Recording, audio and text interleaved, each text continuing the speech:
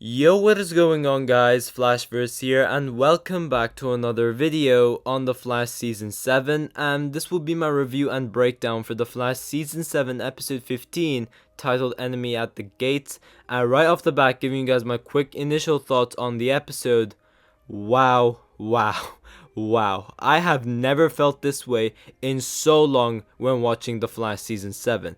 It's been since like episode 2 or like episode 5, somewhere around there, where I have never felt something like this before. This is the Flash I remember, and this is the Flash that I love watching, not that rubbish we had for the majority of the season. I am honestly speechless. I will take this episode as an apology letter to the fans. This episode felt like Eric Wallace, the CW, and the writers apologizing to us in regards to what they have given us thus far, and they just gave us a sandwich of elements we all wanted in an episode of The Flash and just put it all in one episode, and it worked so well. Finally, guys, Barry is back to being the main character of the show. He's no longer being sidelined. He's no longer making cameos on his own show. He just steals the spotlight during this episode. I really loved how much of Barry we had this episode.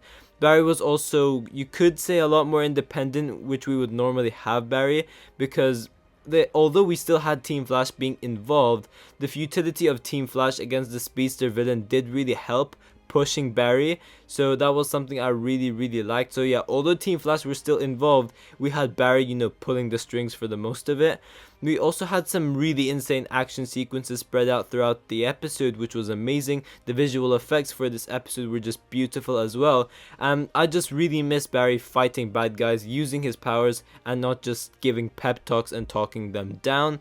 This episode was just handled perfectly in my opinion in terms of structure. It was very well paced. All side stories apart from the Allegra and Ultraviolet storyline, which I still cannot care about, were handled pretty well, and I loved how it all connected to the main storyline, such as like the Frost and Chilblain one, for example. Pretty much this episode was just everything I would have wanted in an episode of The Flash, and this episode just began to get me more excited for upcoming episodes of the show. And as I said before in previous videos, just from looking at the promo, I smelt redemption coming. And if every episode for these last few episodes delivers something this standard, then this season will partially be redeemed, since 4 episodes out of 18 isn't really enough for the season to be insane. But at least these last 3 episodes will now end very strong alongside this episode, which is also a very strong episode. But obviously, for those who haven't seen the episode, spoiler alert, because this is a review and breakdown after all, so I'll be going over some major spoilers which you certainly wouldn't want to hear from me. So for those who haven't seen the episode, go watch the episode and come back later for this review and breakdown. But for those who are staying, be sure to drop a like on the video and subscribe to the channel so you are aware of more Arrowverse content coming your way. But yeah, this episode kicks off with Barry doing some work in his lab, and I started to get confused because we see none other than Nora West Allen herself. I was just like, huh? And yeah, we have Barry being confused in regards to what is going on, just as we are confused as well, but they exchange words and they hug each other, only to find out that it was a dream. Obviously, we will see Nora West Allen in 2 weeks' time with the 150th episode, as well as the finale alongside Bart Allen and Jay Garrick as well, which is very exciting, and I cannot wait for that episode as well. Now, the fact that Jessica Parker Kennedy was able to shoot this mini scene during episode 15 leads me to believe that this scene was shot after. So for those who don't know, episodes are not shot in chronological order. They just shoot it in regards to like which one is the easiest, and they go up to the hardest. That's how they normally like film stuff. So when the cast and crew got around doing episode 17, they're probably like, okay, Grant, come here, Jessica Parker Kennedy, you too, we have to film this scene for episode 15, so let's do that real quick. And they would film that specific scene for that episode, but then in post-production it would obviously look like it's been filmed in chronological order, but that's not the case, because there is no way Jessica Parker Kennedy would have quarantined for 2 weeks just for that mini cameo, and staying in Vancouver until she started to film the 150th episode as well as the finale. So I think this was definitely filmed when Jessica was on set for episode 17. But yeah, as I said, it was a dream, and this is where we have Barry taking that hallucination as an indication to Iris being pregnant, which was pretty weird. I don't think there's any correlation behind it, I'm not entirely sure. But yeah, Barry gets excited due to the possibility of Iris being pregnant. Now, you guys would have noticed that Candace Patton was not in this episode. Unfortunately, I don't know why. Maybe it was because she just chose to take a break, just like what Grant Gustin did for last week's episode, or she could have just been sick. I'm not entirely sure. But yeah, Barry takes these pee samples and all the other necessary equipment required for Barry to run the test to see if Iris is pregnant.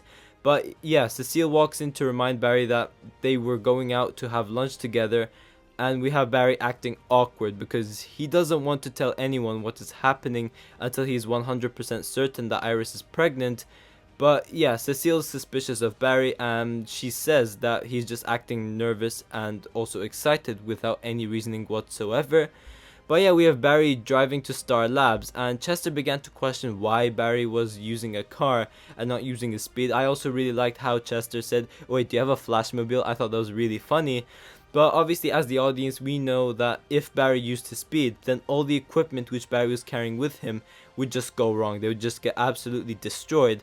But yeah, it's just more of Barry acting weird. Like, we just have him trying to like not give anything away, but he's just acting very, very suspicious. Barry tells Chester that he's going to give some samples to Caitlin to check, but the thing that is an issue with that is that Caitlin is working on ultraviolet. So Barry heads to his lab so that he can conduct the experiment on his own. We did also have the Kristen Kramer and Joe storyline, and they're going after some guy called Adam Craig, I believe. I didn't watch last episode, so as I told you guys, I was not interested in that episode at all. But I did have someone tell me, like, what's happening with the storyline. But yeah, Joe was able to track him down in Midway City, which is when we have Kristen Kramer and Joe going there to look for him. It's a pretty cool storyline. It was pretty short. We only had 2 scenes of this storyline for this episode, but I am very interested to see where this goes. But we finally have him, the man, the character we've all been waiting for, Godspeed. Godspeed arrives alongside his clones in Central City. Unfortunately, these are all Godspeed clones, but good news is we are 100% meeting August Hart, that being the real Godspeed, next episode, which is very exciting. But for now, we gotta stick with the Godspeed clones. Now, throughout the episode, we did have the Frost and Chilblain storyline, and you guys know I said that I couldn't care less about the storyline when the synopsis first got released, but I have to say, they did do a pretty good job to make us care about these side stories for this episode. It's probably because it was connected to the main story, which made it so intriguing. I'm not entirely sure, but it was so great, even to a point where I actually enjoyed Chilblain this episode, and even Frost got a little bit better for me as well. And you guys know, if you guys watch my videos regularly, you guys know that I do not like these 2 characters at all, but I really enjoyed them this episode. And yeah, Chilblain is in trouble. He's getting beat up by a couple of bad guys, and this is until Frost saves him from all the trouble and offers to basically patch him up in Star Labs. Now, I'm just going to get this out of the way because I really couldn't care less about it, but we have the ultraviolet surgery going on to remove some black hole tech to ultraviolet so that she could feel like herself again, which is Esperanza Garcia, and we have Caitlin operating on her, which was really nice to see. I really like how the show is able to balance, like, Caitlin getting her screen time and Frost getting her screen time, with Caitlin doing all like the medical stuff in Star Labs and for Team Flash, but we have Frost doing like all the action stuff. I really like that. And when the Godspeed War happens, we obviously have Ultraviolet acting a bit weird, and this is until Cecile saves the day by using her powers, and this leads to the surgery becoming a success. So yeah, let's get that Allegra story out of the way. Now, we then have Cecile and Barry at Barry's lab, and again, Cecile starts to catch on and finds out what Barry has been up to, but then something goes wrong and the lab is attacked, which results to Barry speeding himself and Cecile out of the area into safety. Yeah, it's Godspeed who obviously attacks them. We later find out through Chester that these Godspeeds have been causing chaos across Central City, and Godspeed keeps disappearing from the Star Labs radar, which makes Chester question how fast Godspeed is going. And I really like that reference where Chester says, like, it's like he's at two places at once. Obviously that's not the case on the show. It's two different Godspeeds, but I really like that, comic book reference, because one of Godspeed's abilities in the comics was that he is able to be in two places at once. So that was a really, really nice Easter egg. But yeah, Barry realizes that Godspeed has not come alone, but he has come with some reinforcements as well, thus making Barry realize that this is not the real Godspeed once again, but this is another clone. We do have one of the Godspeeds attacking the power plant, which was weird, but obviously it was just a trap so that they could go after the Flash and basically capture him for the original Godspeed. And when Barry confronts that version of Godspeed, we find out that Godspeed has brought like 5 other clones with him. So yeah, it's a trap for Barry, and yeah, Barry is screwed.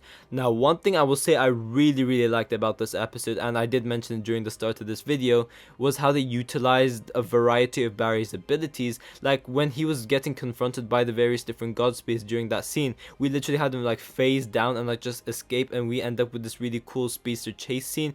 I really enjoyed it. We had Barry phasing during this episode. We have him having some cool speedster chase scenes. We have him punching villains. We have him throwing lightning. I really enjoyed all of that.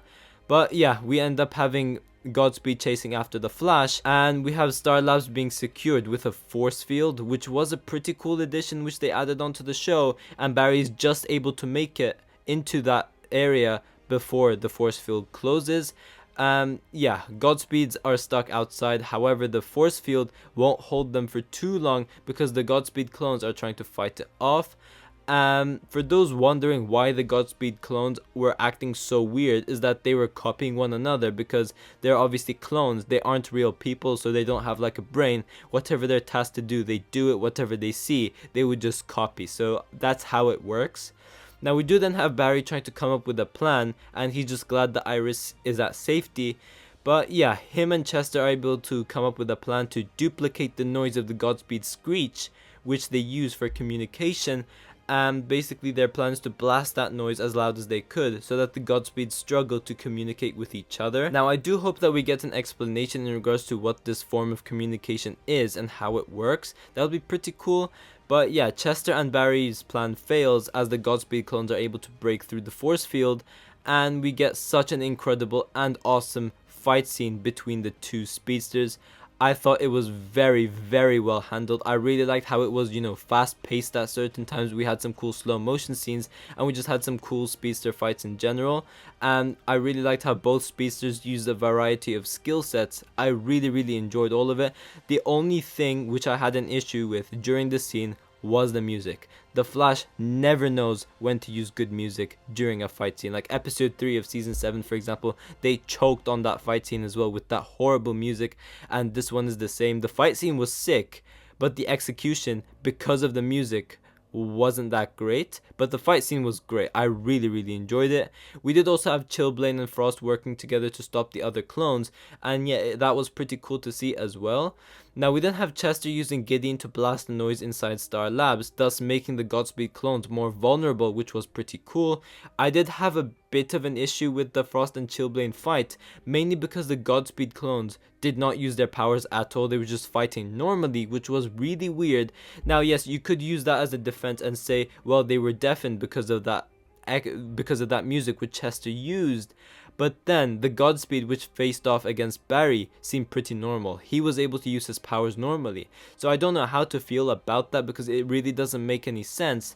But the Godspeeds are eventually able to get the better out of everyone, and we had such an incredibly intense scene when they all began to vibrate their hands to kill their opponents, but then they all get drawn to Barry as Barry's able to stand up and he like rushes away, and we just have a really cool speedster chasing. We have like 5 different Godspeeds versus the Flash, and I really enjoyed it. We had Barry taking on all of the Godspeed clones.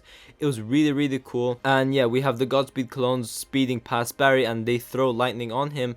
And yeah, Barry's on the ground, and they all circle around Barry to steal his speed. It's a very intense scene. I really enjoyed it. But yeah, these last few scenes were just handled very, very well, and they were just so intense. I really enjoyed watching them. We had a different set of Godspeed clones arriving, and I was just confused. I was like, wait, what's happening over here? But yeah, we have them end up killing the other Godspeed clones once we had the Godspeeds facing off each other. It was a pretty weird scene, but I do have a theory in regards to what this is. I think that these Godspeed clones have just disobeyed the original Godspeed's orders, and the original Godspeed sends another set of clones to stop them from going against his plans. I will probably make a more in detailed theory video about this later on, I'm not entirely sure. But we do then have Team Flash gathered around together talking about Godspeed and just recent events in general, and Barry talks about the Godspeed Civil War, which is the beginning of the Godspeed storyline. And yeah, it's basically a Godspeed war taking place in Central City. It's gonna cause chaos in Central City, and yeah, it's very interesting. It is very mysterious in regards to what exactly is going on with these Godspeed clones, but I think we will get answers next week with the original Godspeed arriving.